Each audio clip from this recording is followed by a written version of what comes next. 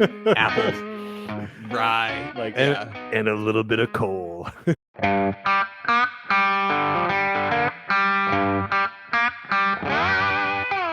Welcome once again to Chill Filtered, the podcast where we drink whiskey so you don't have to, but you probably should, and you probably are, and that's why we like you. This is a very special episode of Chill Filtered this week, episode 273. We are drinking a great pour, that's one thing, but also this is the first of what I would consider the test episodes with some potential co-hosts. Now that Robbie is out and doing his thing, we are putting a few people to the test, and I'm excited for each one of them. I'm not going to mention who they are until their episode comes out, but this is the first of those episodes. I think we're going to do 4, maybe 5, but likely about 4 of these test episodes, one after the other. And the first one this week is Bryan. But before I introduce Bryan officially, here's a great way to support us. So I was checking things today, and I noticed that no one has reviewed our podcast in a little bit of time. And that's on Apple Podcasts, of course. So if you're on, and I believe Bryan has, so kudos to Bryan. But if you are checking us out on Apple Podcasts and you're a big fan, you haven't written us a nice little, what do you call it? A little review. People rate us. We got more ratings than reviews, but that makes sense. But if you got something to say, good or bad, I guess at this point, say it. We'd love to hear from you. And it really brings people to see our podcast. And we love that. So that's the business, long business today. But yeah, that's what we're starting up. We got Bryan on the line. Bryan, first of all, I want to know where you're from and what are you entry buzzing on? Yeah. Hey, so thanks for having me on. It is an absolute pleasure. It's even a little honor to be here. I've been listening for a couple of years, and and even just seeing you on the screen now, it feels like I'm just listening to the podcast, but now I'm just like talking at my monitor. But so I grew up in Kansas. So I'm from Kansas. I moved to Arizona, which is where I live now. I moved here in 2010. So I've been in Arizona for about 13 years. Nice. And what am I entry buzzing on? Okay, so I was at Total Wine this morning, as all the best stories start out. I was at Total Wine this morning. That's where we didn't officially meet at Total Wine, but we officially met in person at Total Wine. That's exactly correct. I started listening to the podcast, and I kind of reached out on Instagram, which is always good. Mm-hmm. People reach out on Instagram. Yeah, and cool. So we were chatting a little bit, and you told me you go to Total Wines on Fridays in the morning. Yeah. And Friday is still, even to this day, one of the best days to go, even though today's not Friday. But anyway, nowadays, Wednesdays and Fridays are kind of the days to go in Arizona. So if you're in Arizona, maybe give it a go. But yesterday, I saw some posts on Facebook, people saying that the new Jack Daniel's twice barreled rye. Oh, nice, the rye, yeah. Mm-hmm. Yep, was hitting Arizona. So I started calling around yesterday, calling the Total Wines. And the one that's pretty far out of the main city, the one that's kind of on the outskirts in the Queen Creek city. Oh, totally. That was the one I would go to. Yeah, I know. Oh, yeah. Well, so that was no. That was the other one I went to. I split between Gilbert and Queen Creek, rather. Yeah. Yep. Because we met at the Gilbert one, but so that Queen Creek one, the guy told me, it's I actually see it. It's on the manifest. It's supposed to be on the truck today. So maybe call back later. The truck hasn't come yet. Blah blah blah. Uh-huh. So I go to work. I do my normal day at work, and then I'm on my way home a little early, and I give him a call, and he says, actually, the truck never came today. It's coming tomorrow. Perfect. It's definitely on the truck tomorrow. And I have some buddies too, other buddies that I've met outside Total Wine, and now we pretty good friends now. But nice. So they hung out at the Queen Creek store just waiting for the truck to arrive. they're a little crazier than I am. We're all a little crazy, but so they hung out at Queen Creek for a little bit. They were waiting around, and so they told me, hey, we're gonna get there a little early tomorrow, so come if you want, blah blah blah. So I go today. And I'm there this morning, and I'm the fourth one there, and I hear they're getting 3 bottles. So I'm like, I've so been there before. No, I'll stick it out, I guess. I'll chat, because it's always good hanging out with the guys and everything. Mm-hmm. So we're hanging out outside waiting for the store to open. Store opens, we go in, sure enough, 3 bottles. Oh, But uh-huh. my man David, he knew how much I was interested in this. And so he turned around and he was like, "Here, man, here, you owe me some samples, but here, you can have this one." Oh, So, long story short, not even short. My entry buzz today is the brand new Jack Daniel's that's Twice Barrel. awesome. It's Yep, beautiful bottle. it is, yeah, and it's beautiful juice inside too. You can't even see my finger on the other end of That's this. true. It's dark. So wait, Yeah. okay. Well, no, I'm gonna ask. Is it as funky as like Matt Porter and people were saying? Funky. I'm not getting funk. Uh-huh. And to me, my definition of funkiness is earthy tobacco, Uh-huh. kind of. Mm-hmm. That sort of wet forest floor note that Yeah, yeah, is a little crazy, but I get it. I get it. yeah. I'm Uh-huh. not getting the funky, but I am getting deep, deep double oaked. This Okay, is gotcha. this Woodford double oaked, Sagamore double Mm. oaked. This is, if those are dialed up to 10 out of 10 double oaked, this one's dialed up Yeah. to 11 out of 10 double Okay. oaked. This is a little Yeah. more double oaked than what you're probably used to. So if you love that deep, rich, oh, and it's also like syrupy. It's also What's the maple. proof? It's 100 proof, 100 proof. Okay, okay. Yeah. They do a good job, Jack Daniels, these days, especially They do. outside of their main realm. They do. And I do Yeah. think, if this was higher proof, I could see how it would take away from that syrupiness, from that special Mm-hmm. sweetness in that double oak. That bite Yeah. might take away from that richness of the double oak. So, That's cool. I think it's really good. And here I am drinking it. It smells real good That's too. awesome. Yeah, What a find. what do you have I though? What's your entry buzz? actually I went with rye as well. This is my, I don't know if you remember, this is my decanter pour. This is a Mm, Waterford decanter, really fancy.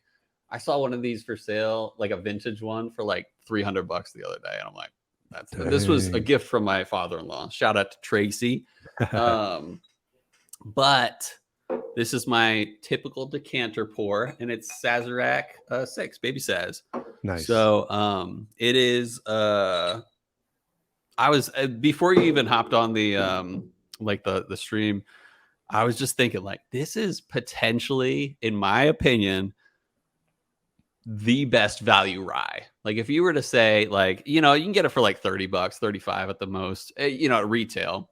Yeah. And if you were to say make it 70 but double how good it is, I don't know if you could outdo us that for $70. You don't agree? No, no, no, no, no, no, no. I, I'm with you. I'm with you. Yeah, mhm. make it twice as good for $70. No, no, no, no. It still wouldn't be, the value wouldn't be there. That's Um, what you were saying, right? I think so. So basically, like if you made it double as good and double the price, it would be like the best value. Like even though it'd still be like theoretically the best value, if we're Yeah. like dividing, amazingness by price, it's just like this is the one for me. I'll tell you. I mean, not that I don't agree with you, but I'll give another. Mhm. Let's do a spit take on I'm you, down to right? hear it. My number one value rye is Uh, Old Forester 100 proof rye. 100 proof. Yep. Yep, that is the $23 bottle that will deliver. And it's much easier to find, Yeah, yeah. especially. I will Yeah, say time of year kind of has something to do with it too. I I'll agree. I'll see it disappear for 3-4 months, but when Hmm. it's around for 3 or 4 months. So I literally saw it on the shelf today, and I was like, "Good thing I already got one." But I'm yep, hoping it stays on the shelf because you always got to have one Saz. for sure, for Yeah. sure. I also went to the liquor store today, and I saw Nika from the Barrel at like Mm, $80, and I was like, "I gotta do it." So, yep, yep. I have that's one of great. those unopened, Uh-huh. just kind of sitting around waiting for the next sushi night. And and That's a I've great I've idea. heard nothing but great things, but I've never Yeah. had it before. But I'm really Have you excited to read open it. Japanese whiskey?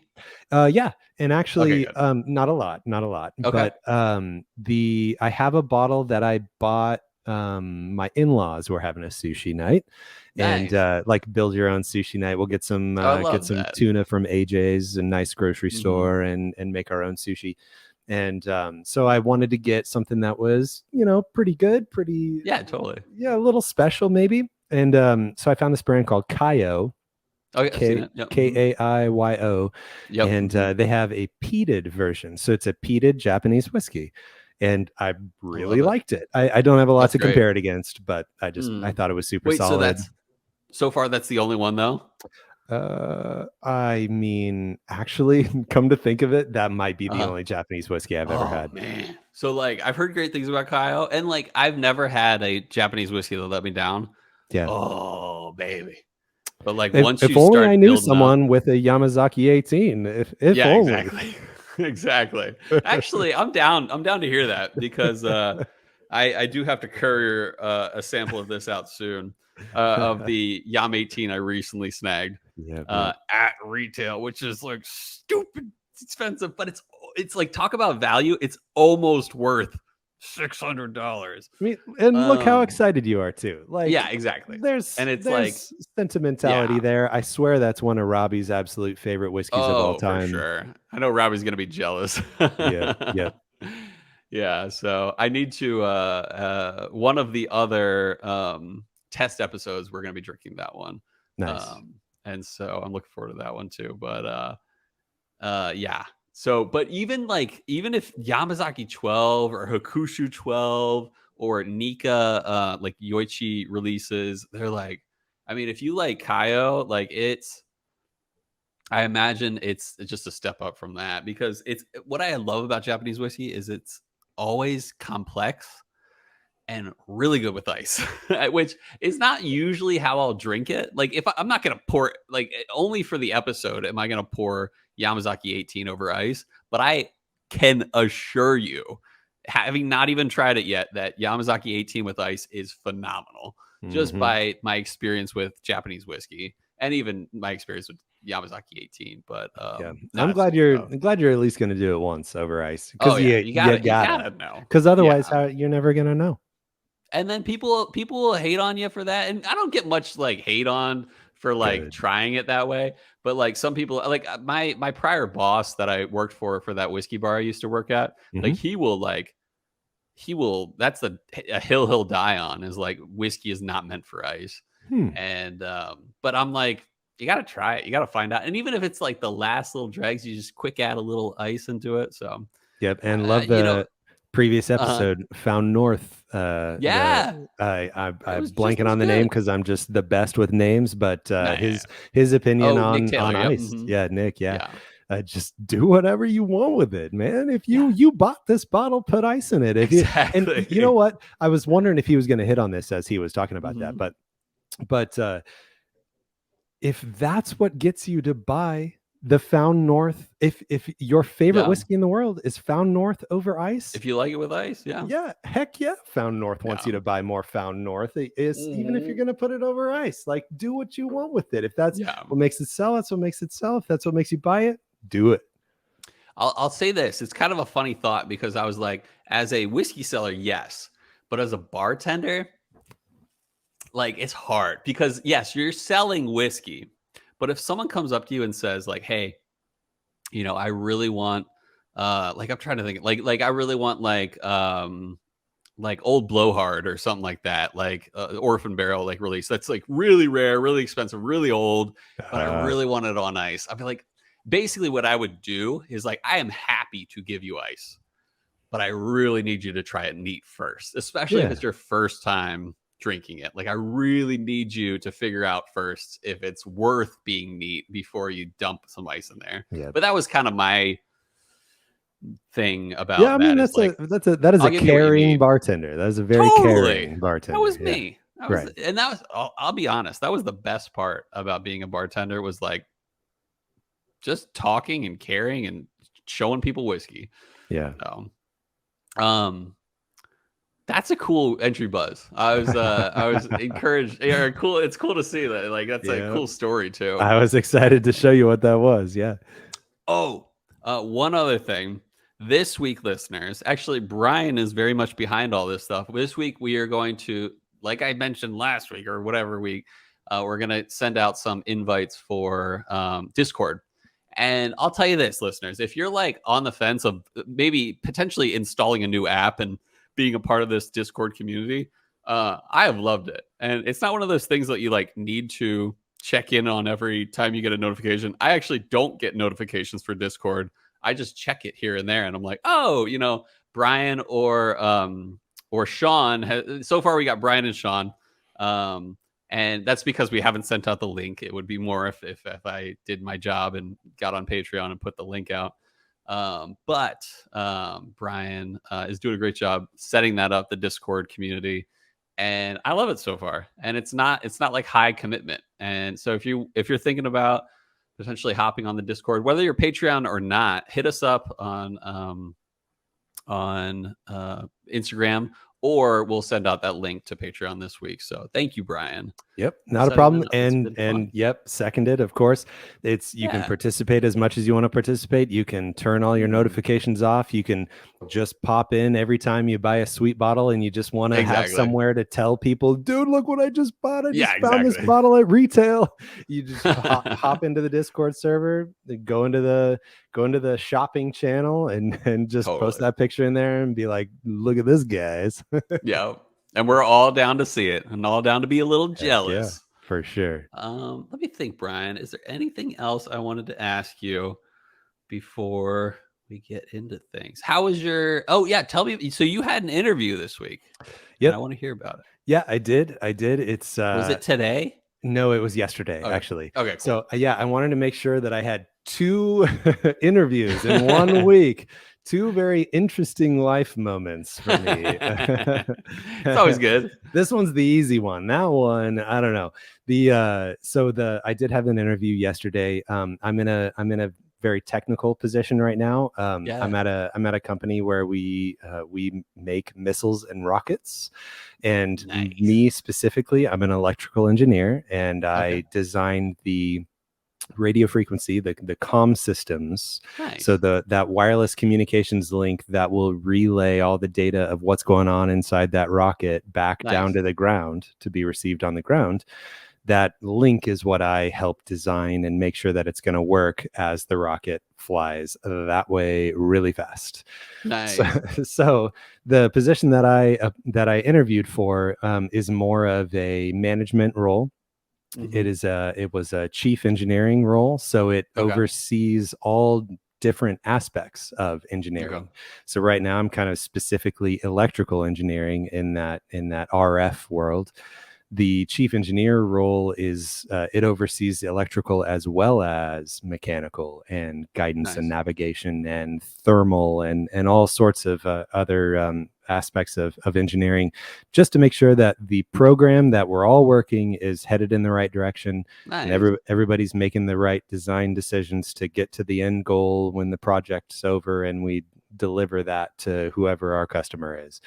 So it's a little weird for me. I don't have much managerial experience. I don't have much experience outside the world of electrical engineering, but the important thing for me to relay was that I want to get more experience. That's where I want my career to go.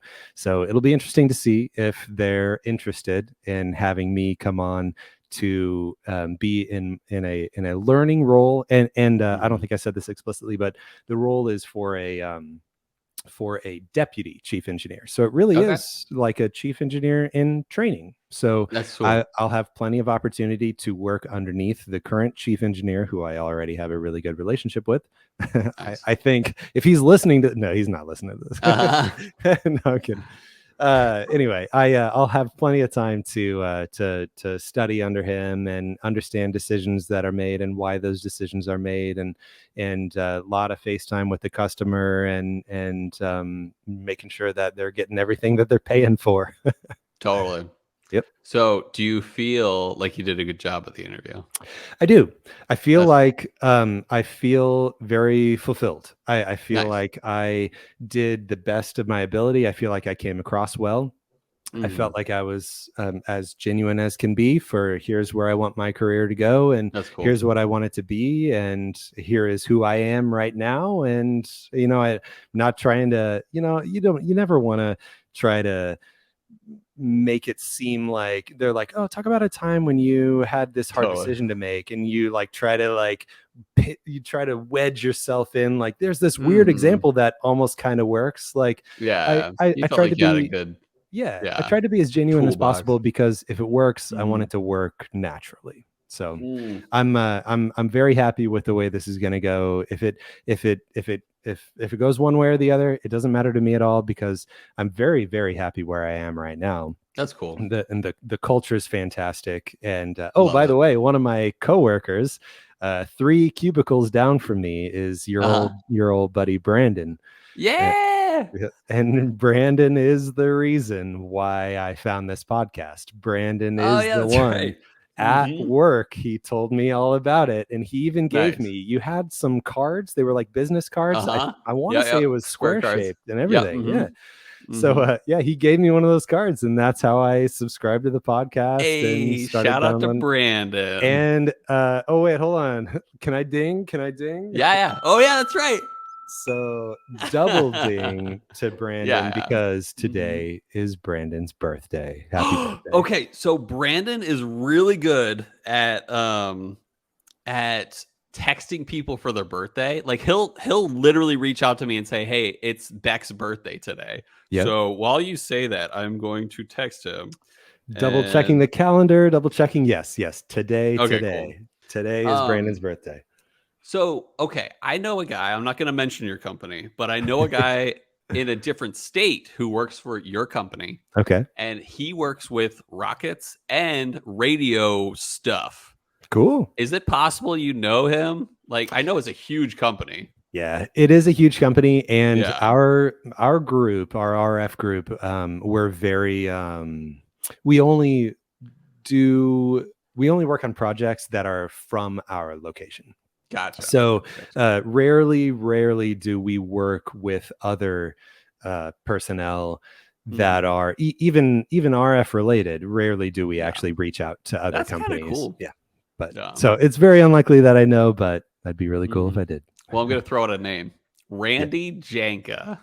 Randy? Nope, definitely don't know. Cool. That is a unique last name. Yeah. It is. I think it's like Scandinavian in some way or something. Yeah, I think it's like the old 90s tabletop game. Janka. Yeah, but this one has a K, so that's all. Yeah. No, I know. But no, that's cool. I know a good few people that work for your company now, just randomly. One of my friends used to work for ULA. And he switched to your company, and he's very cool. Very cool. Actually, the funny thing was he went to school with Brandon. Oh, cool. At UW. Yeah, and, nice. So, were you working under Brandon? Yeah, actually, for a little bit. Cool. That's cool. So we had a lot of manager turnover, which sure. was part of my managerial experience.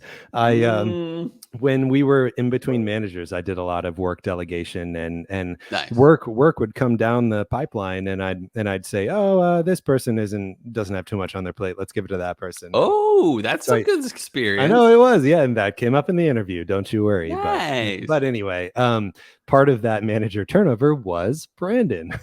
Oh, that's cool. Yeah, he was the RF group manager for about 6 months or so, and then he hopped to another company, but now he's hopped back, so he's back again. I'm into that. Hopping back. Yeah, right. No, that's so cool. I'm sure we'll learn more about you, but I feel like it's a good time to maybe go for a little walk break. Maybe go for, because we haven't even, I don't think I've mentioned officially what we're drinking today, but we are drinking Jack Daniel's single barrel proof rye. Specifically, we're drinking an Oak and Thieves pick. And Bryan and I both have this bottle because we were both Oak and Thieves Patreon subscribers, or whatever you call it. And we both really wanted this bottle. Yep. So, and it was one of like the first picks of the barrel proof rye. And so before we get into history on Jack Daniel's and the rye, before we get into anything else, why don't we go for a quick walk break? So here we go to break.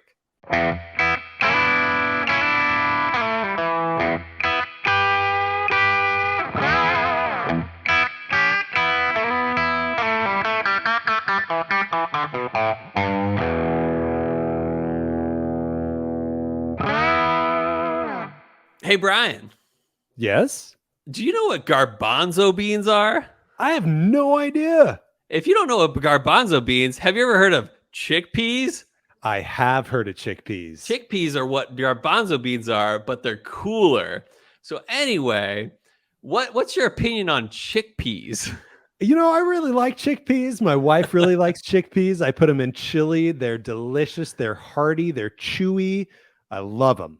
That's what I like to hear. And you know what I like to hear as well is that Bush's baked beans is not just about baked beans.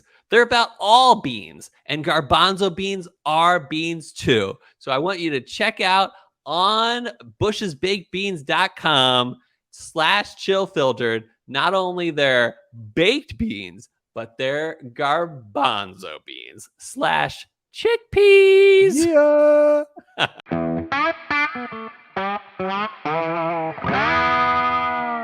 And we're back. Nice walk. A beautiful walk. It's a beautiful day in Virginia/Arizona. Actually, how hot is it in Arizona right now? It's been a little cooler than normal. It is Nice. 90. It's 96 right now. That's and beautiful for this point of day in Arizona. It is. But I will say it has been like 100 plus until about 2 days ago. So I think it's finally coming around. I love it. I love that turn in Arizona weather. I know, right? Such a good turn. So I live in Richmond now, Richmond area, and I think about Arizona all the time. I think it was my favorite, what do you call it? Climate place I've ever lived. And I've lived in a lot of places, and Arizona wins because it gets hot, but you deal with it and you don't sweat because it's so dry. It's amazing. So anyway. Yep. One day, maybe. Yep. I grew up in the Midwest, and walking into the grocery store, you start to get swampy. And then once you get in the grocery store, it's the same. And you're like, it's muggy and whatever. Arizona, you walk into the grocery store while you're walking, you feel like you're in an oven. But as soon as you get in that grocery store, back to normal instantly. Yep. You get from your car. Like, that's the thing. The worst of time of year, your car has good AC. The business or home has good AC. It's all you're dealing with is a small walk to the grocery store or home.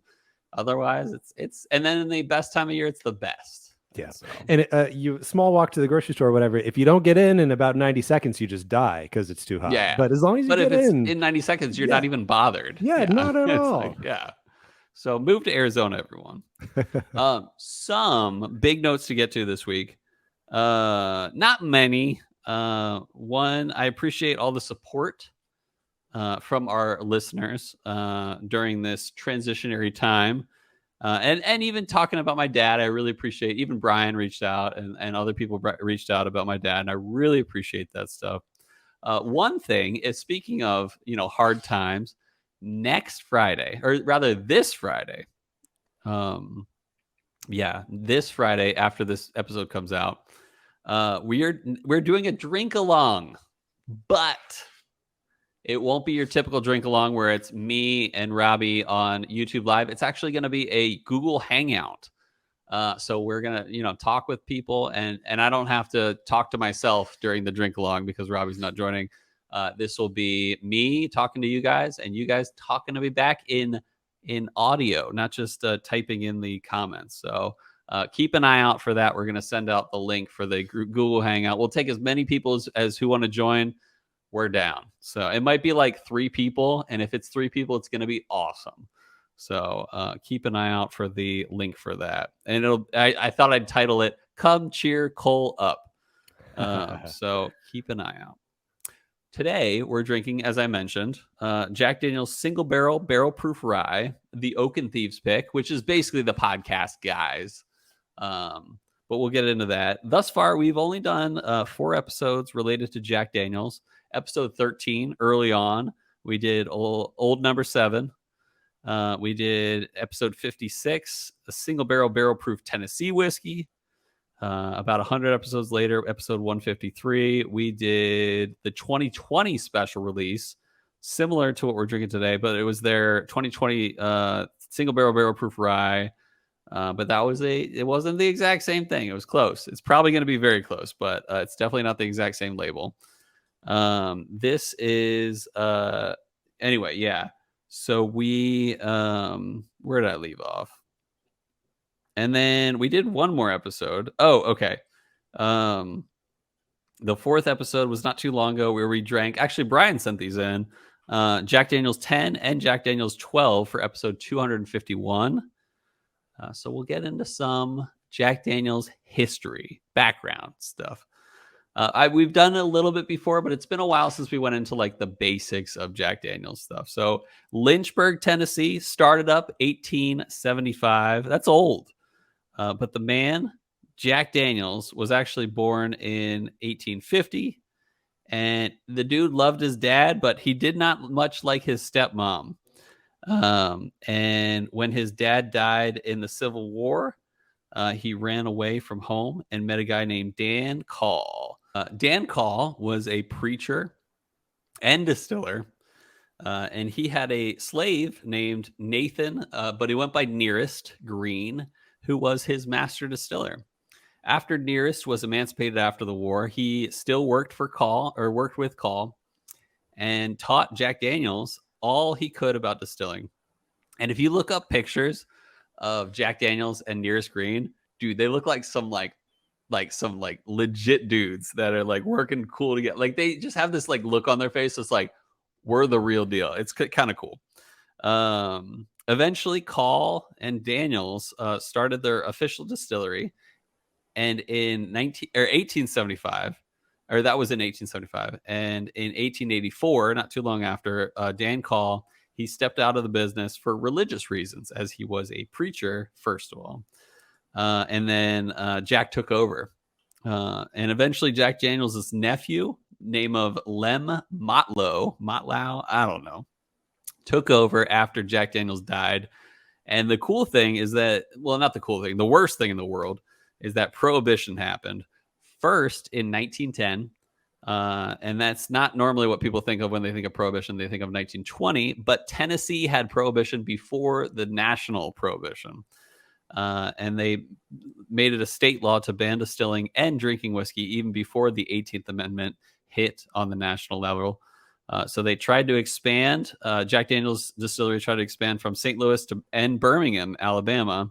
But both ventures failed. And with the national prohibition starting in 1920, they were having it pretty rough. And eventually, when Prohibition ended 13 years later in 1933, they still couldn't produce whiskey because the Tennessee law was still in effect, which I thought was funny. So this guy, Lem Motlow, becomes a state senator and basically does that to get the law repealed. But then get this, after he gets the law repealed for Tennessee, Monroe County, where they make the whiskey, where there were once over 15 distilleries back in the day, was legally made a dry county, even though Prohibition was ended in both the state and nationally.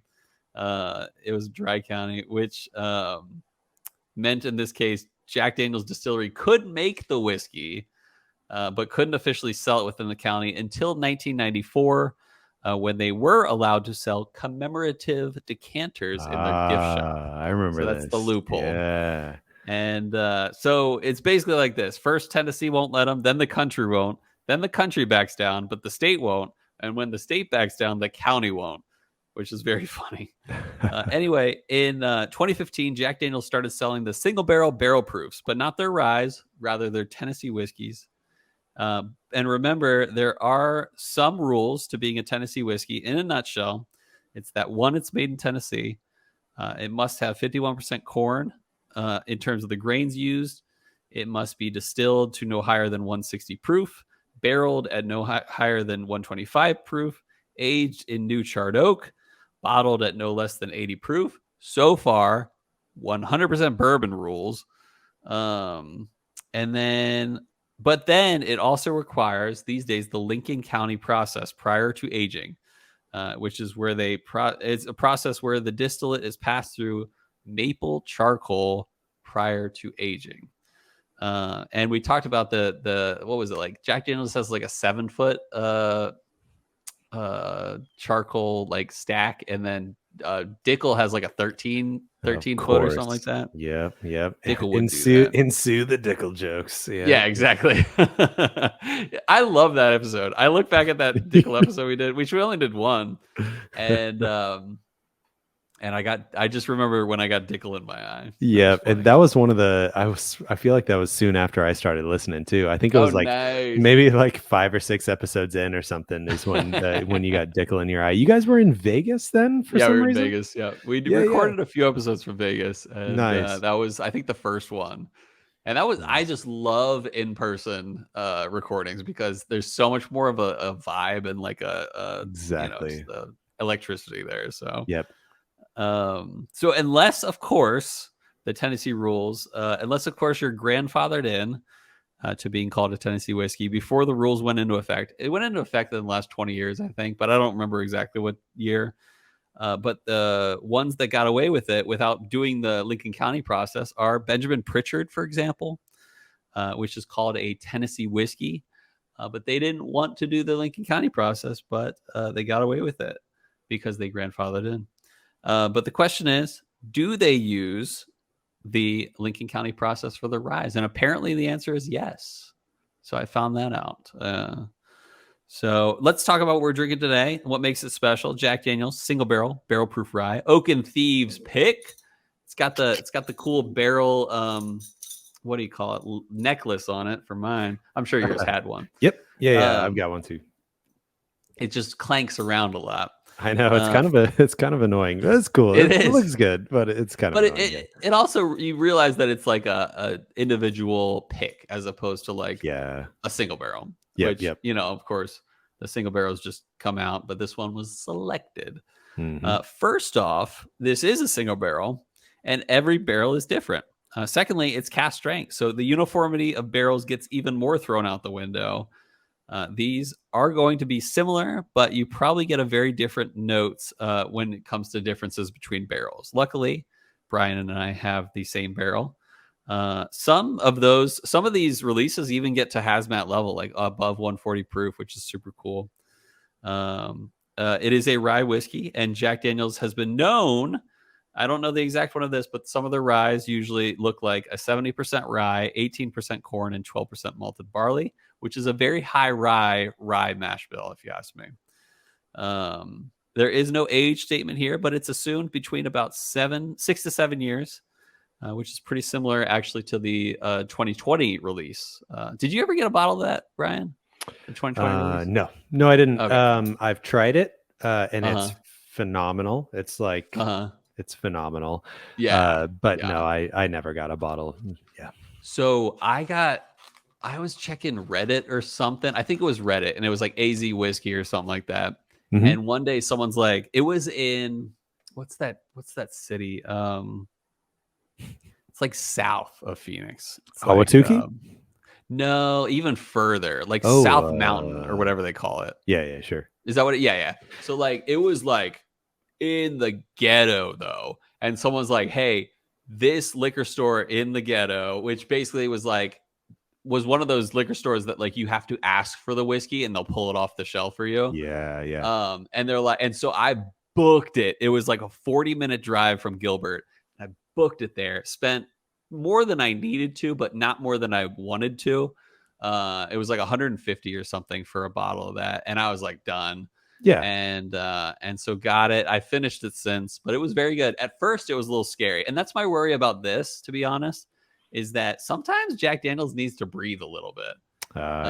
Especially their barrel proofs. So we'll see how it goes. It might change a little bit. Like I said, this specific release came from Oak and Thieves, the Patreon group for the podcast, which we love those guys. And this bottle was selected by them and the master distiller Chris Fletcher, and was supporting the Special Forces Foundation, which is a nonprofit that supports those in the U.S. Army, Special Forces, or Green Berets, and their families. So shout out to them. The proof is 134.3. So I'm excited about that. Price for this pick was $75 plus. I got $18 shipping.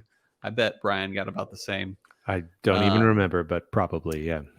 So Bryan has tried this already. I haven't. I actually poured out a sample and I literally bought the courier fees for this to send it to Robbie, and then that day, as I was about to hand it off to the courier, Robbie was like, "Hey," so Oh. I have a sample. I poured a little. You can see the neck pour is done here, but that's all I got. So shout out to Robbie Deadlow, I guess. So yeah, we'll pour. Oh, I didn't do the. Actually, we should both do it. We should both recork and then uncork. I tried, but It's very light. Hope I didn't talk over that. That was light. I tried, but I don't know if I have some weird audio processing thing here or what. But could you hear my dings earlier when I dinged? I did, yeah. Oh, okay, well, good. All right, well, here's a cork pop. Oh, it's not a bad cork pop. Yeah, okay. Oh, on the nose, I'm getting just even by pouring this, I'm getting the standard bananas that you can get from mostly like the Jack Daniel's ryes always have bananas in my book, but the bourbon can sometimes have bananas. I blame the sugar maple. So you poured samples of this and you never even sniffed it or anything, huh? I like to be surprised. Yep. I love the idea that you're pouring samples and your like arms are way over here and your head is way over here and you're like, oh, I can't smell it. Sometimes it's easier than other times because I'm just like pouring it real quick. But with pours like this, it's a little harder because this is very aromatic for sure. Yeah, it is. I mean, you can tell it's going to punch you in the face. Yeah, it is. It's also way oakier than I feel like it has any right to be. On the nose. Like, yeah. Because you said you're estimating 7 years. I don't know if it's. I think I've heard anywhere between like 5 and 7. So I think it's aged, but I don't think it's really aged. But at the same time, though, I will say it absolutely smells like it's 7 years. It smells very oaky. That's the thing about Jack Daniel's single barrel proofs is that they are surprisingly aged for how little they're aged. And it's not like 6 or 7 years is little. But like, and the other thing is like these picks, or at least these single barrel proofs, are usually a lot hotter than they read. Yeah. Like I've had some single barrel proofs that taste like 145 on the proofage scale, but they're like 130. Right. Did you watch the last week's episode or did you listen to it? I usually listen because I'm usually driving to work while I'm listening. So I was really proud of myself. I don't know why, but actually, Nick was talking. That's not true. I watched the whole second half of it. Maybe even more than half. But that first half, though, I think I was audio only. Continue. No, you're fine. He said when I was like, this tastes not like 130. I was like, this tastes like 105. And he goes, 10, and I'm like, whoa. I was like proud of myself. I saw that. I saw his hands stick up like that. Yeah. Yeah. So my big notes on the nose are I'm not getting as much oak as you're mentioning, but I don't I appreciate the differences there. But I'm getting candied bananas like crazy on this thing. Like almost like dried banana chips on this. And I'm not okay. Actually, you said dried banana chips. I get which isn't always candy bananas. Yeah. Because I'm lacking the rich sugary brown sugar like the bourbons usually have. The bourbons are usually very, very sweet. Bananas Foster kind of sugary banana. I'm not getting the sugary off this, but I hadn't really thought of the dry. I'm getting the dry with. Well, now you got me thinking about it. You got me thinking about it. I'm also getting a little red berries on the nose, red berries, but yeah, dried fruits. I really like the dried fruits. Now. Yeah. And so when I sipped it though, this changed everything. So I've never really had bananas Foster, but I know it includes like brandy and sugar and bananas. Overwhelmed with it wasn't so much the sugar, but there was a little bit of sweetness to it. But it was like, it basically just reminded me of like brandy and dried bananas, basically. Yeah, and that I sipped it too. That that heat just rolls in, and it's a slow roll in where like on that first sip on the landing, you can just tell like, oh, this is going to be hot in a good way. And then Mhm. that over the next like 10 seconds, that heat just rolls up from where it hit you Totally. originally.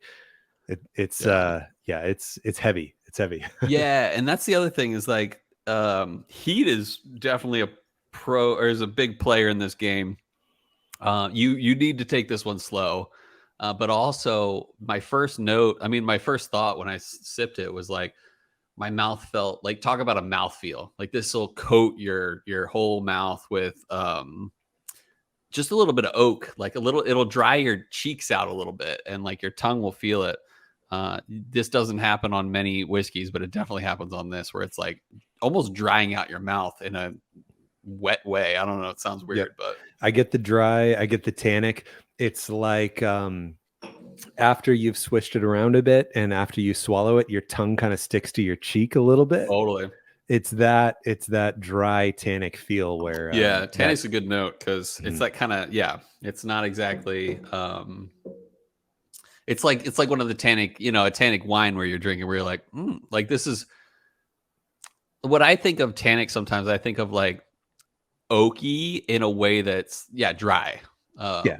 Sometimes, yeah. So Yeah, that rye spice. I mean, it is a rye, but mhm. it's kind of masked by the sweetness, Yeah. the Mhm. dried fruits, the dry banana, Yeah, and the heat, kind of totally. just the ethanol heat. It kind of masks that traditional rye sweetness, but you get it like 30 seconds later. You get it on the finish when you've kind of stopped thinking about it, and then you're like Mhm. ready for another sip, and you're like, how does my Yeah. mouth feel right now? And is you get that little bit of spiciness, but the fact that that rye spice is masked so much almost makes me want to Mhm. drink the barrel proof bourbon and the barrel proof rye side by side. I don't really Totally. know how they each would compare. I mean, of course, you'd think one's a bourbon, one's a rye. You'd know what the rye Mhm. is, but the rye just hits you with so much sweetness that I'm with you. in my mind, it almost just kind of feels like a bourbon. Yeah. So this, I just took another sniff of it and I got a blatant note. And I'm not a huge fresh bananas fan. But this actually had a great kind of quality to it. So the note I'm getting that was just like I can't deny it. It's 100% that note on the nose was oatmeal with bananas in it. I don't know if you're getting that at all. Banana oatmeal. Oats are grains, right? Grainy. Yeah, yeah, totally, It's all totally. coming around. Actually, there. I mean, people have made oat whiskey before. Like No, High West really? makes one. Yeah. I Really? mean, like the rolled oats that you see. I mean, they're grains. Yeah. So Yeah, yeah. I've seen one or two, but I remember trying one at the High West Distillery one time, and it was very bright. That's what I remember from it. It's super bright whiskey. I get the oatmeal from a brown sugar standpoint. I think that oatmeal typically has a Mm-hmm. lot of brown sugar in it. Mm-hmm. And I mean the brown sugar is just so pronounced here. You're getting Totally. brown sugar banana, absolutely. So I Ooh, absolutely that's a great see point. like the oatmeal parallel for sure. Yeah. So I'm gonna drop a few Oh drops. I yeah. got a cough. I've Don't still do been it. getting over that cold thing. Not really. Getting over is one way to put it, but having lingering symptoms is another way to put it. So, um, lingering cough at least. So, Yeah, just I think added some there's something water. going around cough wise. Totally. I mean, even COVID's going around. Luckily, I got Oh, that's tested. true. Apparently, didn't have it. Apparently. Apparently, you never know these days. That's true. All right, giving it the old spin J. Ooh, little more or a little more bananas, a little less oatmeal. Um, Yeah, it's the it's way more inhalable now. yeah, it's and that's it's even like sometimes the adding a little water can make it more volatile. Not in this case for me. It has soothed it down a little bit. I the I'm not getting as much. brown sugar. I'm getting it's a little more on the lighter side of the fruity side. I'm getting a little more of the banana than I'm getting of the brown sugar now. Zero rye spice, anything going on the nose. If there even was any earlier, I don't think I mentioned that at all. But the nose is much more inviting in a fruity way. You know what, earlier I said that oh no, I said on the landing, it's going to punch you in the face or something, but Yeah, on this nose, you don't know it's going to punch you in the face. totally. I don't know what I like more. I actually really like this with a few drops of water. It's definitely noticeable. I did get a little more oak than banana, but I still got banana, got the brown sugar. It's pretty close in the taste. And I added First like 4 drops of water too. So I think surprisingly still the same beast. first sip, I'm not getting the dryness. I'm not getting the tannic and the dryness. That seems to all be gone, but I'll try I'm with again you. here in a sec. No, I think that's the biggest difference for me is the tannic, the dry, the coating your mouth is not as present, even though it's still there. I'm still getting a little bit of mouthfeel there. It's not as, obvious. I think I do like that water Uh-huh. a little more. Yeah. And of what I've had so far, I've only had it straight. I haven't tried water. I think I did try ice. But I hadn't tried water, and actually I wish I knew exactly what proof I brought it down to, but it's the finish is still very much there. The finish Totally. is just as long as it was without water, and Yeah. and I still get the rye spice on the finish now 30 seconds later, and it's just a little more fruity than it is dark caramel. Yeah. And no tannic, no dryness. Yeah, that's a really good point. Because yeah, it's funny. I think one of the most definitive but also nebulous notes about whiskey is dark or light, bright or not dark or light, dark or bright. Because they can if you get a nice sherry finished whiskey, you're probably not going to call it bright. But if you get like a nice fruity whiskey, you might call it bright. Yeah, But and it's sometimes they can overlap. It's more of an emotion too. Yeah. So in that way, well, I mean, whiskey is already subjective, but it's Totally. very subjective. When you hear somebody saying something like dark or it's going to punch you in the face, like I've said several times, that's obviously even more subjective than whiskey already is. Totally. So, yeah. So different nose with some ice. I dropped 2 little mini cubes, but they're already dissipated. It is very fruity and maybe not front and center banana fruity. It's like almost like berries and apples fruity. Okay. I am still getting banana, but it's very bright on the nose with ice. I'm sniffing the ice. It's I'm still getting oak. Like I'm still getting a lot of oak, but it's I'm getting a lot of dry oak. I'm getting like a dry woody oak. I'm missing the richness. There's no more brown sugar. There's still some like dried bananas, but I'm really just getting like a dry wood. So have you ever had besides Campari or something like that? Have you ever had like a really, really good Amaro? Amaro. No. Okay, so this No, kind I of haven't. reminds me of like a really rich Amaro. There's a restaurant if you're ever in the Richmond area. It's called the Roosevelt, Okay. and they basically like get their own Amaros and stuff like that. So it's like bitter, but also very herbal, but also very full bodied. That can be like a good Amaro. Yeah. And I normally don't like Amaros. What's that? I had to Google it, not gonna lie. So like grape brandy, kind of like a herbal But like brandy. bitter herb type additions to it. I'm with you. And shout out to Amara Dedlow. And but it's really complex with the ice, in my opinion. It's got like a depth, an herbalness, as opposed to the neat and ice pour or the neat and water pour. Yep. It's I'm still getting a lot of richness on the palate with Yeah. ice. Maybe that's a proof thing. The ice has watered it down some. It is substantially colder Yeah. than it used to be. But the richness is still there. I'm still getting brown sugar on the palate. I'm still getting a lot of the palate notes that I had gotten neat, but it's just easier. It's just it's colder, it's easier. It's I'm not getting a lot of fruit though with ice. Yeah. Were you getting fruit on the palate on the ice? Not as much on the palate. I'm getting a lot more of the depth of. I think this. I mean, I will say this: the ice pour is the most complex for me. But I will say this: I don't know if I prefer this to the ice or the water or neat pour, because this is really special. I don't know why. The complexity for sure. Yeah. Brian's coughing.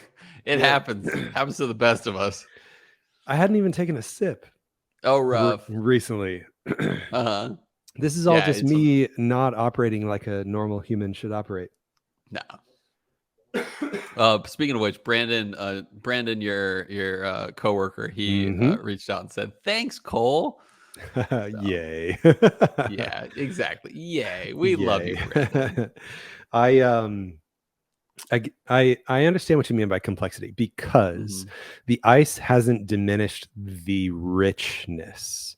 That's a great point. It's a rarity that a whiskey stays syrupy and stays rich with ice, because normally ice just kills it. It just like spreads it out too far sometimes. 70% of the time. Like I would say more than 70%. Yeah, like 80 or 90. Ice is like, okay, I can't really smell much anymore. I can't really taste much anymore. But what you still get with ice on this is rich syrupiness, and you still get the sweetness and the brown sugar notes. Not getting prominent oak. I'm not getting prominent sugar, but I'm getting a fantastic, nice cold iced bourbon, brown sugar syrupy experience. It's fantastic. Yeah. Well done, the podcast and Chris Fletcher, because I love this. I think I'm ready for my rating. I love this. And I'm going to start out with the rating. I'm going to go with 9.23. I was like, man, 7. Don't make me come in way up here and have to justify why. 9. It's definitely hubbing a what. It definitely breaks the 9 barrier for me. I think this is really special. This actually is better to me than the 2020 release. Whoa! I love this. And dang. Especially for just drinking it for the first time. Because when I drank the 2020 release for the first time, I was like, I don't know if this is too hot. This is like well balanced hot. And so I'm digging it. Yeah. I'm coming in at 9.0. I think that this is hubbing a what from like a value and obtainability standpoint. Absolutely. Especially value. It's fantastic. You say you usually rate on the best pour, but obviously the fact that every ice, water, neat, the fact that all of them come in highly is worth something too. Totally. So to me, this is a 9.0 because it is just awesome all around, no matter how you take it. And it is not exorbitantly expensive. And if you're trying, you should be able to find, I don't know what it's like nationally, at least in Phoenix. If you're trying, if you talk to the people at Total Wine, you'd find out when it's coming in, and when it's coming in, you can be there on the right day, and you'll be able to find one. But it's obtainable and it's delicious. Did I tell you I got a second bottle or a single barrel of this Which one? besides the pick? No, of the single barrel for fry Yeah. Oh, in is it Virginia. from a local store or something? Yeah, I mean from the like Virginia stores. So it was a That's right. drop, and I saw it there, and I was like, I gotta get it. So Does the tag say like Virginia ABC or something? it doesn't actually. It's just a standard barrel or standard bottle, yeah. Oh, okay. But So it doesn't even have a cool shaky making a lot of noise barrel thing yeah, on it. right. Yeah, That's the wife alert when you go for a pour, exactly. and then the wife hears the clank. She's like, "What are you doing? What are you Hey, doing right now? will you pour me some too?" Yeah, And you're like, "Dang it." yeah. Does your wife like whiskey? So yeah, I've kind of got Uh, her. I've got her on the train now. nice. It's taken a while, but she Mhm. loves sherry sweet scotches. Nice. And I have tried many times. Try this bourbon, try this rye. Oh, this is the Hmm. easiest rye. It's got all the hard candy notes and no I spice, love that. but she always comes back to scotch. And That's mad and respect. her favorite is Dalmore. She's Nice. and I've given her blinds, Uh huh. tons of blinds, and even just Yeah. this against that, just little two blinds, and she Yeah. always picks Dalmore, That's always. cool. So she loves Dalmore 12. Probably for Nice. Christmas or something, I'll spring for Dalmore 15 or something Yeah. Or crazy. King Alexander the Third or whatever. I know you did Yeah. that like a year ago or something. You did that within the last year.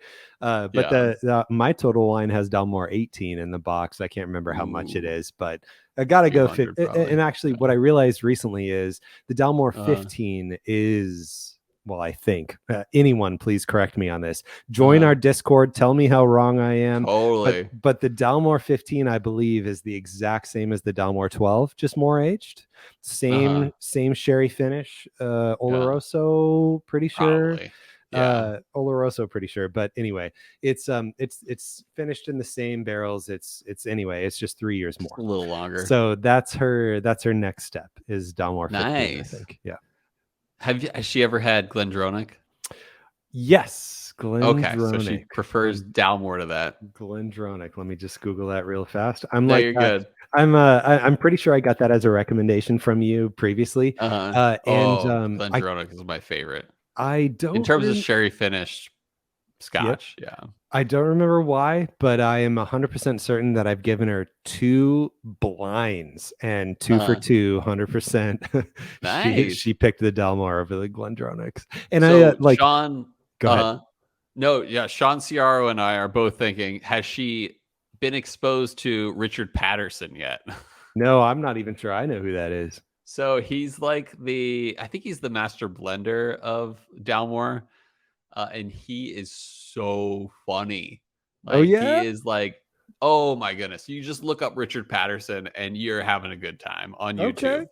YouTube. So highly recommend. And she will. I have a feeling she will love the idea that Dalmore's like main guy behind it is so friggin' funny. Like he's Nice. like he'll be like, what's the first thing you do when you get a whiskey? He's like, I don't know, you sniff it. He's like, no. Like, and he'll just shut him down. He'll be like, no, you just pour it out. Like you like throw it out of your glass and then sniff the glass and like stuff like that. And he's just got this charisma that is very humorous, but Right. also like Right. very And much respects the and whiskey, but also just has a blast with it. yeah, it's infectious. Exactly. I Yeah. was trying to imagine where you're going with that. It's like, yeah, Mhm. and I know there's a thing to this. I don't mean to be pedantic or anything, but like, rub it on your hands, and you rub your hands Yeah. together, and you give it a good sniff, and Literally what I was doing with the Sazerac when it spilled yeah, on my hands earlier. I was like, yeah, yeast, apples, rye. Like, and yeah, and a little bit of coal. exactly. That's funny about and again, that was the Dalmore guy, right? Yeah, Richard Patterson. Yeah. It was really cool. I mean, the interview with Found North, that was, I mean, he was infectious too. Like, yeah, it was so easy to talk to him. he Nick got Taylor, he got me to love Found North. And I can't remember if I told you, but I did go ahead the day that you told me probably to. one of the last bottles. Yeah, probably, because like I bought it on a Tuesday, and then I was trying to check my shipping status Wednesday, and I noticed, it was still in stock, whatever. But literally Thursday, it wasn't in stock anymore. Nice. And even before the episode came out. Yeah. So I reached out to Shared Pour, who I bought it from, and I was like, hey, I bought Found North Batch 7, and I just wanted to make sure, like, it's not in stock anymore. Were you able to set one aside for me? Blah blah blah. And they were like, oh yeah, we don't have it listed for sale if there's none available. So we definitely have yours set aside for you. And in theory, I get it tomorrow. So I know you got a sample for me. You can totally hold it, or you can you could. Robbie is a good candidate for that, maybe just for funsies or whatever. Nice. But anyway, you can do whatever you want with that sample, because now I've got my own bottle. You'll like it. Well, that's what I mean. I have not heard. Oh, you right. What do you have lined up right there? It's just still right there. Yeah, and I only sipped a little bit. Yeah, right. A little bit. No, I'm kidding. Yeah. Well, one is the neck pour is for Robbie too, which I was going to send to him as well. I'm not a huge subscriber of the neck pour ideal. Yeah. I'll take a stance here. I believe that neck pour is more of an expectations, a personal expectations.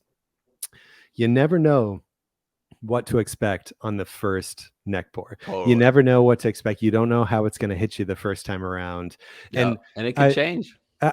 And I don't know, if people are familiar with a bottle and then they open a brand new bottle of the exact same one and they're like, ugh, neck pour, it tastes totally different. I don't know. Again, maybe that's an expectations. Maybe you expected it to taste differently because you think that neck pour is a thing. But anyway, I'm a big subscriber of whatever. First time, it's whatever. Try it again in 5 days and see what you think again. And your expectations are set because you remember what the neck pour is like. You know what you're going into. You know what to expect, and you'll have more notes, you'll have better notes, and it'll probably hit you better the second time because you kind of know what you're up against. Usually it is, I would say, from my experience. But no, that's great. We got our ratings in. I think it is time potentially for our next segment of the show that we like to call Whiskey World News.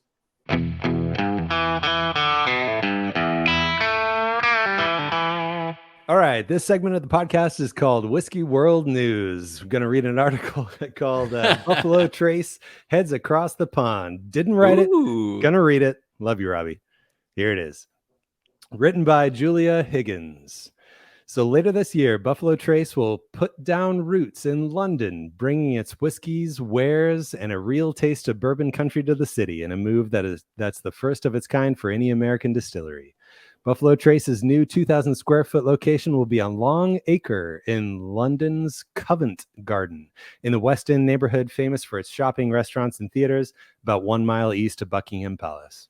Nice. The new outpost will feature a sensory experience with the idea of transporting international visitors to Frankfort, Kentucky. Nice. Two separate tasting flights will be offered at a bar on site.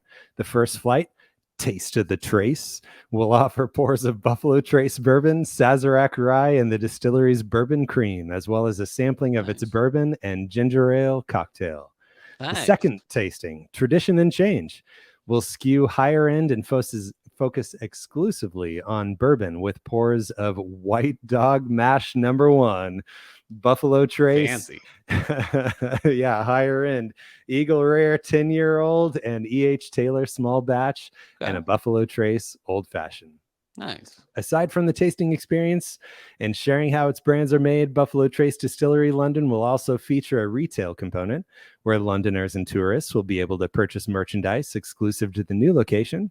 And of course, whiskey, namely the core expressions, but more rarefied bottlings will be available in its opening months. Nice. What do you think about that, Cole? You ever been to London? I've been to London, and I went to a few liquor, stores out there, and it makes sense. Like they're gonna do well, because I remember one time asking when I was at a liquor store in London. They were like, I was like, "Oh, cool. Do you have American whiskey?" And they're like, "Well, we don't have Blanton's. I'll tell you that." And I was like, "Okay, so it's a big thing here." Yeah, But also, right. that was the time where Blanton's special editions weren't sold in the U.S., where it was like Age International was like, you only get Blanton's 93 as opposed to like Blanton's Green or Gold or straight from the barrel or something like that. Um, so I think this is kind of cool, and I know it'll do well, because people even in London and Europe think that Buffalo Trace is a big deal as well. Yeah, I Um, particularly thought it was mhm. interesting. It says it's the first of its kind. Like, I guess I no wouldn't other be distilleries surprised. have put down roots anywhere else. Totally. And Yeah. that's the thing is like when I went to Europe last, I picked up a bottle of at least in Paris, I picked up a bottle of Buffalo Trace Single Oak Project. And Ooh, so, oh man, was that the 16? yes. And I still okay, so like right there. You can't really see it, but it's like oh right there. Is Right it there. is it empty? Very skinny. No, it's got 2 inches on it. And I am nursing. I don't even know when the next time I'm going to drink that is, but it is one of my favorite pours of all time. Yeah. And to be honest, the funny thing is that John Hughes of Embellish Pod, he sent us 115, and I think 115 was better. So Ooh. I'm a big fan of the Single Oak Project, and I'm a big fan of experimentation. But like that's the thing about Europe is like they only get so many things, and but I think people really really dig Buffalo Trace out in Europe as well, which is in a way good and in a way bad because it's bad. It's good because like I do believe Buffalo Trace is really nailing it on the sweeter bourbony pours. Mhm. Um, but it's the sad thing is that it's just getting as rare as it is in the US as like, good luck finding a bottle of Buffalo Trace. Like Right. for me, it's like I probably can find one on a drop if I'm there early. But Well, yeah, yeah, you said yeah, good luck finding a bottle of Buffalo Trace. It yeah. specifically says skew higher end and focus exclusively Hmm. on whatever White Dog number one It's and so Buffalo funny to me. Trace. Yeah, and Yeah. like I get it. Yeah, Hmm. it's halfway across the world Yeah. ish. Yeah. Anyway, it just, they got to try it, I guess. No, most notably, obviously, Blanton's is missing. Yeah. That would It was be just surprising. super Yeah. fun for them if Hmm. like that could be their white whale, their ghost they're Totally. always chasing.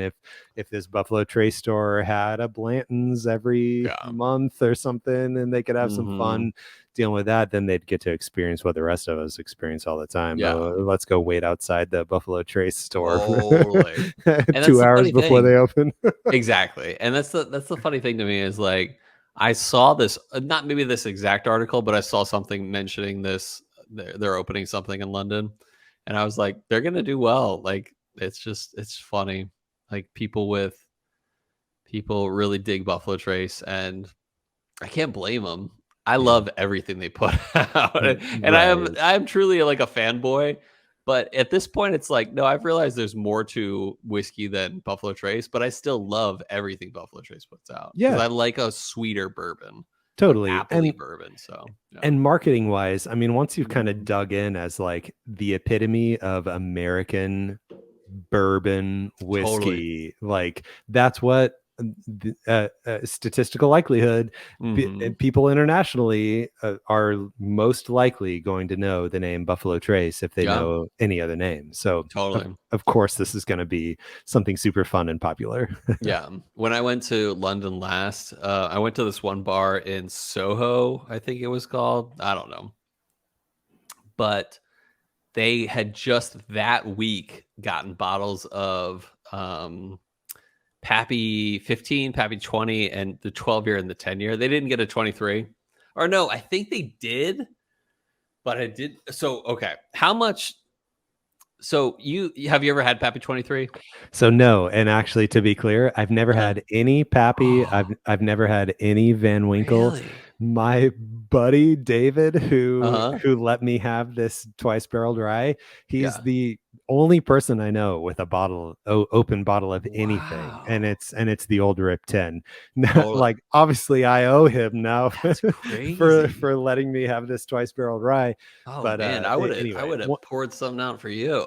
I ah, don't have anything at the moment, but yeah. my last one was the one you helped me trade was the Lot B. Oh yeah, that's right. That's Yeah. right. One Mhm. of these days, I mean, I'll Mhm. get to try Old Rip from him, which I Mhm. know, relative to Pappy and whatnot, is okay. I'm sure it's great, but it's probably overhyped, maybe, and I don't know. Hopefully, my expectations are kind of Dude, set where they're supposed to be. But I'll be honest.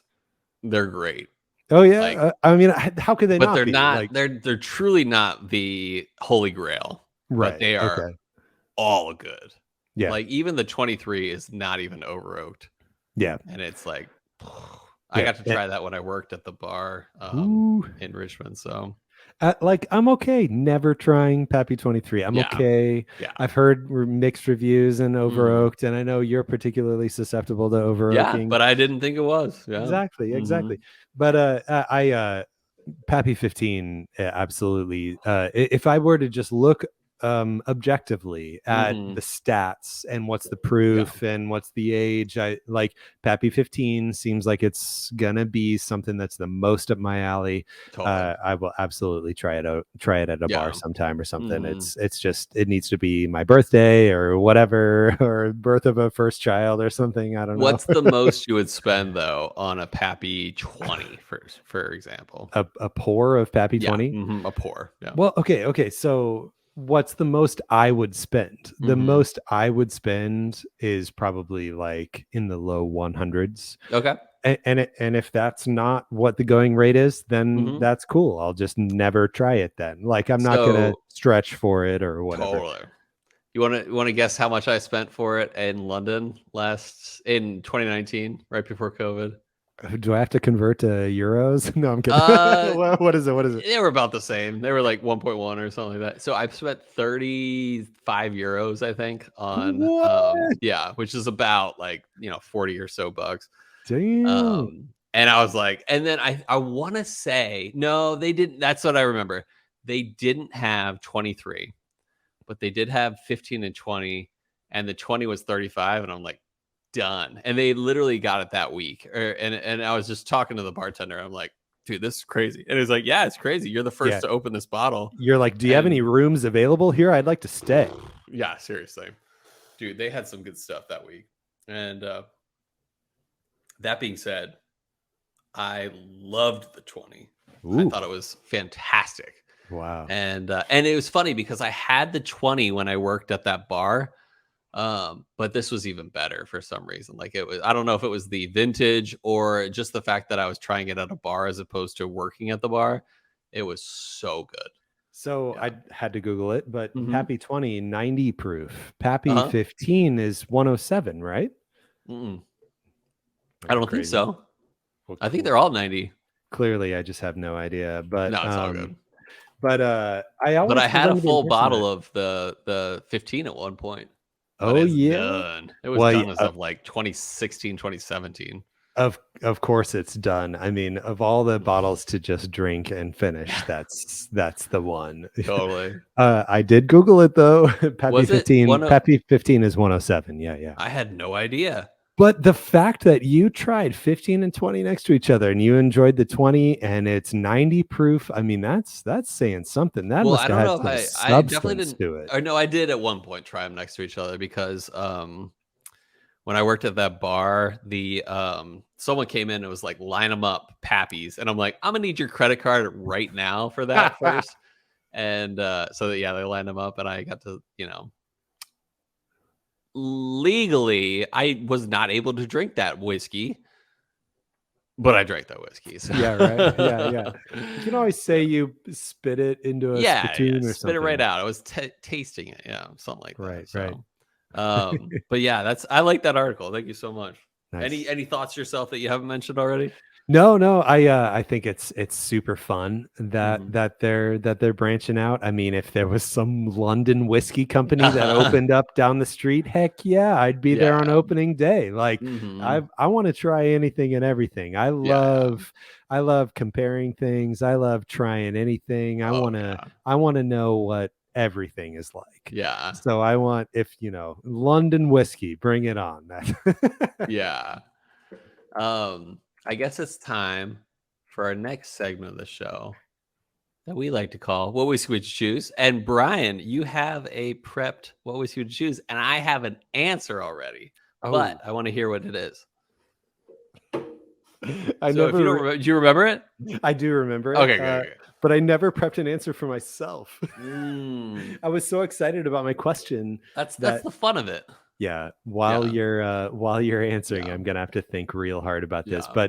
But today's what whiskey would you choose? Today's what whiskey would you choose is if so when you go to the liquor store and Mhm. you're perusing the aisles, you're walking around, you're seeing everything that's on the shelves, what do you always see? It's always there, readily available, that you always pass on and you've never tried before. But every time you see it, you're like, I wonder what that's like. I wonder if that's good. Maybe one of these days I'll pick it up. Totally. But you've never tried it. You've never picked it up. You've just always wondered about it. What's the number one whiskey that's obtainable that you've always wondered about? I like this. So, okay. Mine isn't like, I don't know how available it is outside of Virginia, but I've been walking into the liquor store a lot and seeing this one bottle, and it's MGP juice apparently, and it's a 12-year, and it's like, I think it's like 94 proof or something like that, but it's like really calling my name.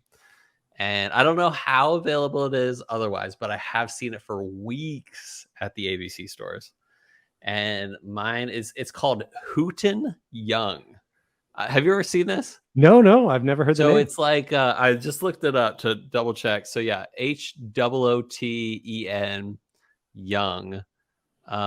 It's like $70, but it looks pretty cool. And like I said, it's 12-year MGP juice, and it looks, and people apparently are like, I talked to someone at the ABC store, which sometimes, usually, most of the time, they have no idea what they're talking about, the ABC employees. Because you know what I Mm. found out about ABC is that they can't buy special items usually. And like for example, like a for like a drop that they do it in the ABC stores, like they can't even buy those things. So Oh, it's like, that's why good would for you you. even work there? Good Yeah, for it's you, good for me. though. Yeah, but it's like for them. When I worked at a liquor store in Madison, literally at Christmas, I was handed a bottle of George T. Stagg because they're like, "Thanks for your service. Thanks for doing what you do." And I'm like, ah. Like, okay, so I paid for it, but they Wow. were like, Yeah. "Here's a bottle that you can buy Yeah. of George T. Stagg because we love you and we appreciate what you've done for the liquor store." Yeah. And but like ABC's like, deal with it, man. Like, yeah, you're not gonna get anything special. Right. But so anyway, that's why I wouldn't work for the ABC store. But someone was like, hey, a lot of people have been coming in and buying this Hooten Young 12-year. Oh, as I look at it now, it's not even a bourbon, it's an American whiskey. So I got to look into that a little deeper. HOOTEN, Hooten Yeah, Young young. whiskey. Okay. Huh. 99% corn, 1% barley, apparently. So it's a Yeah. corn whiskey. All right. So I'm still intrigued. Still What's intrigued. a approximate price? Just curious. $70. $70. Okay. And Mm-hmm. it's American whiskey and it's Apparently. 12-year though. 12-year. Mm-hmm. Yeah, okay. That's Yeah. pretty in line. I feel like Yeah. value-wise, 12-year, even though, yeah, American whiskey and 70 seems Yeah. about right. Yeah. So now I'm worried though, but like a corn whiskey. But anyway, I've still been eyeing it for weeks. Nice, nice. Well, it's the whole point of this is something that catches your eye. What catches your eye? And for me, what catches my eye Mm-hmm. is the stuff in the fancy cabinet. At Nice. at Total Wine. Mhm.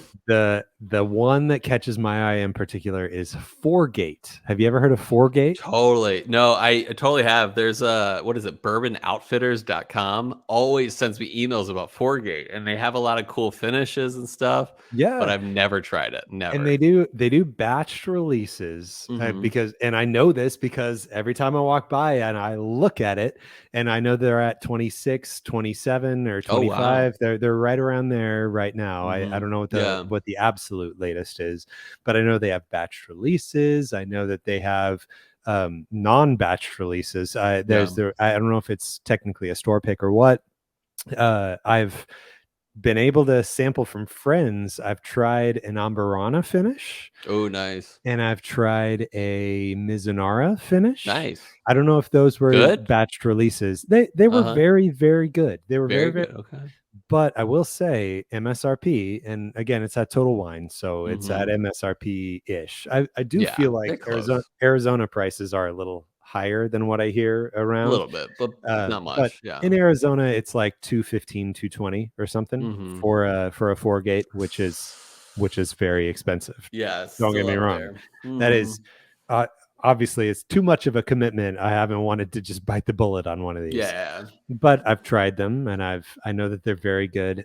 What I will say, the thing that's Mhm. really getting me here is a previous release. I don't know, it was somewhere around 23 or 24 of their batches. Mhm. It was called Peri Peri, and it's a rye. I'm a big time rye guy, so I Okay. appreciate getting to do the rye today. I'm a Mhm. big time rye guy, and this Peri Peri release from Fourgate was finished in port casks. Okay. Again, 99% sure. If I'm wrong, tell me I'm wrong on Yeah. on Discord, please. But anyway, it was finished in port casks, so it's a port finished rye. Nice. I can't remember the years, Don't but get too many of those. decent years, but not a lot of years on the Mhm. age. And kind of not a lot in order to question the is it really worth $200 kind of the $200 figure, Yeah. but enough to get me curious, and I'm always Totally. curious. I want to try anything and everything. So That's super cool. I know the Peri Peri's awesome. So if there's another release that comes out that's a rye that's finished, I love my finished ryes. Nice. I might just have to hop on that. Yeah. So we talked the other day, or at least on Discord, about the Nulu green label or the green wax tops. I was able to get one recently. So Hmm. those are they're not always finished, are they? They're just like 6 or 7 years. Correct, that they're not always finished. Uh-huh. Mm. 6 or 7 years, probably usually closer to six. Yeah. They're not old, but they're Yeah. not 4 years. Nulu kills it They're though. not young. Hmm. They love to finish in strange finishes, and Nice. I have several finishes. I have a sherry apple brandy. I have an apple brandy. I have I can't remember what else. And Nicole is holding up some. Oh, that's a green top. Oh, that's the ADHD whiskey one. Yeah, ADHD one. yeah.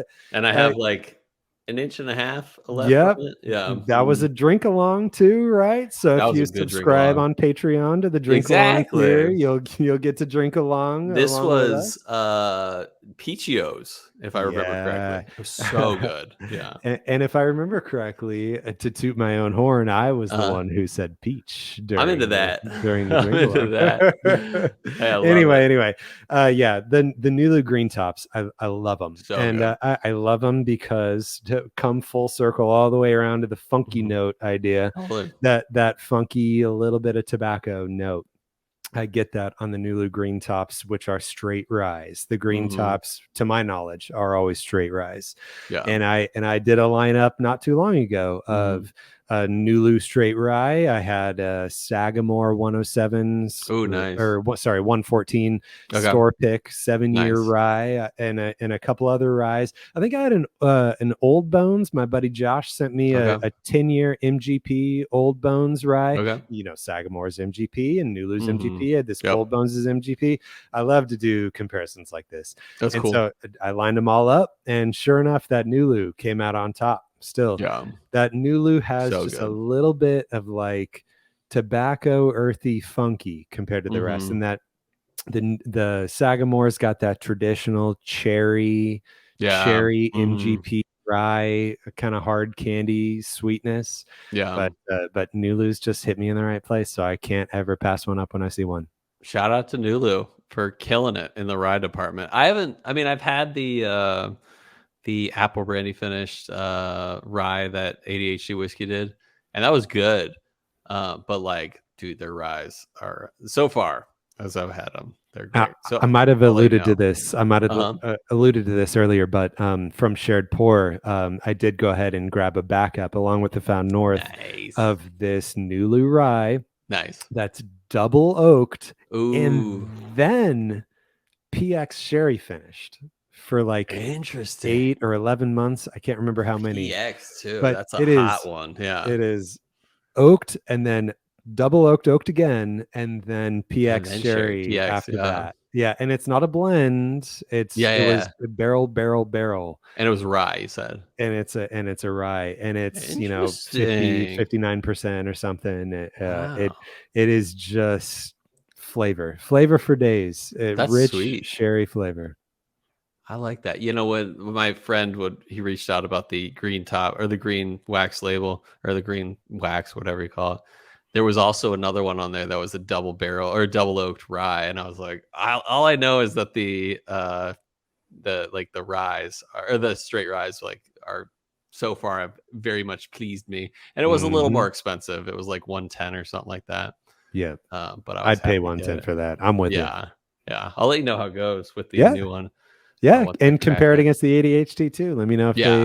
if they're different much. Yeah. So no, this week, no, what whiskey would you choose? No whiskey would you choose. Rather, no, I'll tell you this. Next week, we'll be drinking Yamazaki 18. So no votes Ooh. this week on a two-pick Tuesday. But I feel like this has been a great episode. Bryan, I feel like I feel like you've done very well. And I hope our listeners agree with me. Excuse me. Thank you so much. Until then, yeah. I really appreciate it. This is, if this is just one and done for me, I appreciate it so much. I've been listening for a while. It's been a real pleasure for me to just be on here and chat with you. And I hope that any future guests have as much fun as I did today. I hope so too. And I also hope that I honestly I hope for their sake their episodes will be as smooth as this one as well.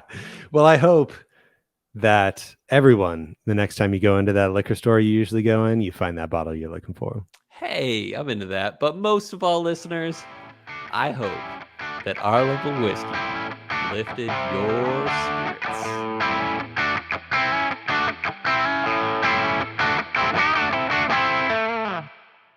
The complexity for sure.